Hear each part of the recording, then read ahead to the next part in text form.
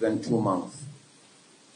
Like the last two meetings, the purpose is to discuss the conduct of the 2023 general election, arising from the presidential and National Assembly elections held a week ago, and with the governorship and state assembly elections holding next week.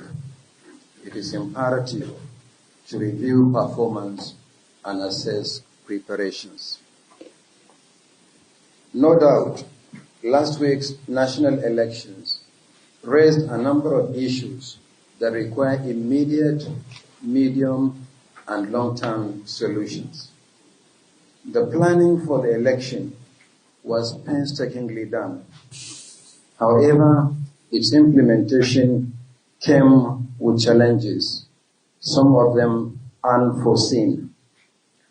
The issues of logistics, election technology, behavior of some election personnel at different levels, attitude of some party agents and supporters added to the extremely challenging environment in which elections are usually held in Nigeria. We appreciate the sacrifice and doggedness of Nigerians and the dignity and maturity displayed by political leaders, even in the context of divergent views about the election. A lot of lessons have been learned. Of immediate concern for the Commission is how the identified challenges can be addressed as we approach the concluding phase of the general election, involving the largest number of constituencies, 28 state governorship elections, and 993 state houses of assembly seats. In last Saturday's election, winners have also been declared for 423 national legislative seats, while supplementary elections will be held in 46 constituencies. In the Senate, 98 out of 109 seats have been declared. So far, 7 political parties have won senatorial seats, while in the House of Representatives, 325 out of 360 seats have been won by 8 political parties. In terms of party representation, this is the most diverse National Assembly since 1999 and is illustrated in the table I have provided in my speech. Take the Senate, for instance. Parties in the Senate are as follows, and the number of seats. APC, 57 seats. APGA, 1 seat. The Labour Party, 6. New Nigeria People's Party, 2. People's Democratic Party, 29. Social Democratic Party, 2. And Young Progressive Party, 1. For the House of Representatives, parties are distributed and the seats as follows. ADC, 2. APC, 162. APGA, 4. Labour Party, 34. NNPP, 18. PDP, 102. SDP, 2. And the YPP, 1 seat. Certificates of return will be presented to senators-elect on Tuesday, 7th March 2023 at 11 a.m. at the National Collation Center, which is the International Conference Center here in Abuja, while members of the House of Representatives-elect will receive theirs the following day, Wednesday, 8th March 2023 at 11 a.m. at the same venue. However, for effective crowd management, each member or senator-elect should be accompanied by a maximum of 2 guests. The comprehensive list of all members-elect so far will be uploaded to the Commission's website shortly. As we approach the governorship and state assembly elections, we must work harder to overcome the challenges experienced in the last election. Nothing else will be acceptable to Nigerians.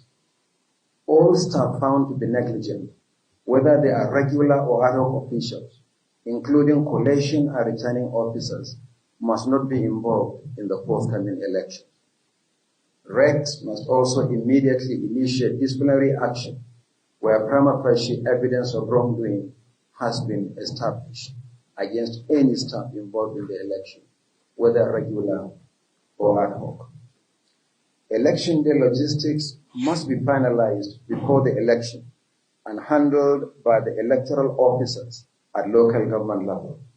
This has been our standard practice. Centralizing the process, as was done in some states, resulted in delayed deployment of personnel and materials and late commencement of polls. Resident electoral commissioners will be held responsible for any tardy arrangement or the failure to deploy electric power generators to collation centers or polling units where such facilities are needed. The Commission has enough facilities in all the states of the Federation. Failure to deploy them is simply inexcusable. Refresher training must be conducted for ad hoc staff that participated in the last election. While they are replaced for good reason, they must be properly trained so that processes are not delayed or compromised at any stage. Arising from last week's election, the Commission has received reports from our state offices as well as complaints and petitions from political parties and candidates. Where infractions of any kind are proven, there will be redress.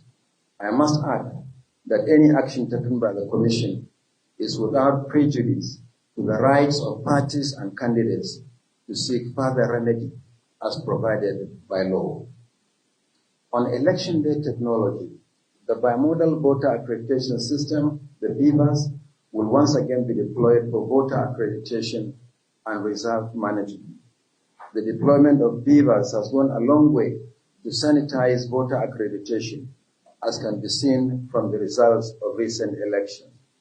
Since last week, the Commission has intensified the review of the technology to ensure that glitches experienced, particularly with the upload of results, are rectified. We are confident that going forward, the system will run optimally. Once again, the Commission would like to appreciate the patience and understanding of Nigerians. We do not take this for granted. We equally appreciate the patriotism of political, traditional, religious, and community leaders that appealed for calm. Similarly, the Commission appreciates the role of heads of election observation missions, some of whom are still in the country. We appeal to such missions to consider extending their observations to the governorship and state assembly elections, not only because they form part of the general election for which they are accredited, but also because they are important national elections. In the same vein, the Commission appreciates all domestic observers for their preliminary reports, which will help us enormously as we conclude the election. We also appreciate the reportage, the coverage, and the comments by media organizations on the elections. We look forward to the full reports of the election observers. We also wish to assure them that we will engage with them once again and all segments of the Nigerian society in a comprehensive, multi-stakeholder review of the election in earnest. I welcome all our reps to this meeting as we go into the working session. I thank you and God bless.